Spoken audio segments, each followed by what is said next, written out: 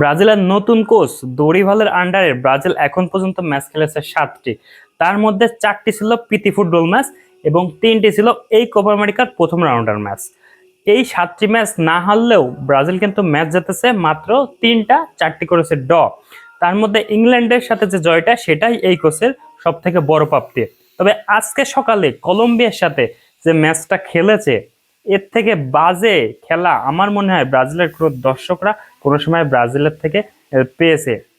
মানে 51% বল দখল থাকার পরেও মাত্র শর্ট অন টার্গেট ছিল 3টা। তার মধ্যে রাফিনার ফ্রি কিক থেকে যে গোলটা হয়েছে সেটা একটা, সেটা যদি বাদ দিই মানে পুরা ম্যাচে মাত্র 2টা শর্ট অন টার্গেট, এবং ওভারঅল যদি গোলের জন্য কিক নেওয়া হয় সেটা হচ্ছে 7টা। এই অবস্থায় ব্রাজিলের পরবর্তী ম্যাচ কোয়ার্টার ফাইনালে উরুগুয়ের বিপক্ষে, যে উরুগুয়ে এই কোপা আমেরিকায় এখন পর্যন্ত সব থেকে বেস্ট পারফরমেন্স করে আসতেছে। তারা 3 ম্যাচে গোল করেছে 9টি এবং গোল হজম করেছে অনলি 1টি। মানে বুঝতেই পারছেন নেক্সট ম্যাচে ব্রাজিলের প্রতিপক্ষ বর্তমানে কি পরিমাণ শক্তিশালী।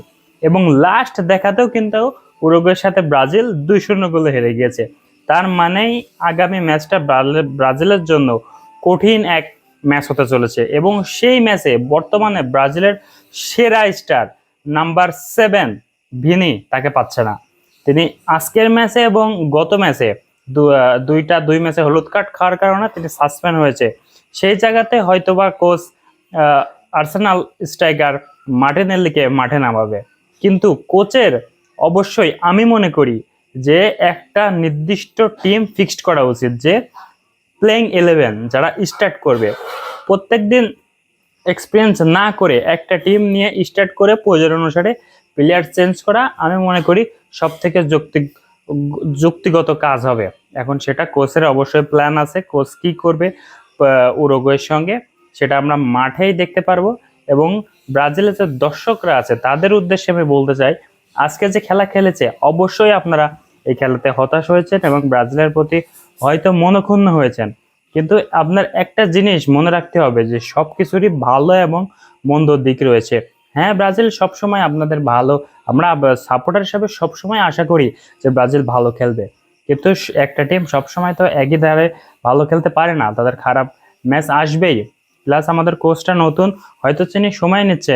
এবং কোচ কিন্তু গত যে ব্রিফিং হয়েছে, প্রেস ব্রিফিং, সেখানে কিন্তু বলেছে যে আমরা কিন্তু এই কোপা আমেরিকার ফেভারিট না, কারণ এই কোপা আমেরিকায় উরুগুয়ে, আর্জেন্টিনা, কলম্বিয়া, ভেনেজুয়েলার মতো শক্তিশালী টিম রয়েছে।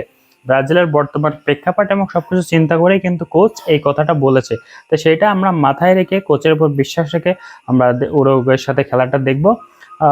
তো ইনশাল্লাহ ভালো রেজাল্ট আসবে, কারণ আমাদের টিম হয়তো গোছানো না, আমাদের টিম কিন্তু ব্যাটে বলে মিলতেছে না, কিন্তু আমাদের টিমের যে প্লেয়ার আছে তারা কিন্তু যে কোনো দিন যে কোনো টিমকে ধুইয়ে দিতে পারে, কারণ তাদের মধ্যে সব অ্যাবিলিটি আছে। হয়তো তাদের কম্বিনেশন কিংবা যে কোনো জায়গায় সমস্যা হচ্ছে সেটা কোচের খুঁজে বের করা উচিত এবং সেইভাবে দল সাজানো উচিত এবং একটা নির্দিষ্ট 11 ফিক্সড করা উচিত। এবং আমি মনে করি যে আমাদের নাম্বার 9 এনরিক, তাকে ফার্স্ট থেকে খেলানো উচিত, কারণ বর্তমানে আমাদের 9 হিসাবে খেলতেছে রদ্রিগো, সে কিন্তু 9 হিসাবে না, তাকে জাস্ট এক্সপিরিয়েন্স হিসাবে দেখতেছে। কিন্তু একটা নাম্বার 9 ফিক্সড করা উচিত যে কিনা সবসময় স্টার্ট করবে।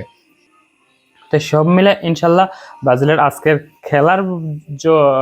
যে খেলাটা হয়েছে সেটাতে আমি নিজে সহ ব্রাজিলের অনেক যারা মানে সমর্থক আছে তারা আমাকে ইনবক্স করছে যে ব্রাজিলের কি খেলা খেলতেছে, এটা নিয়ে আমরা হতাশ, হ্যান ত্যান অনেক কিছু আমাকে ইনবক্স অনেকে করছে।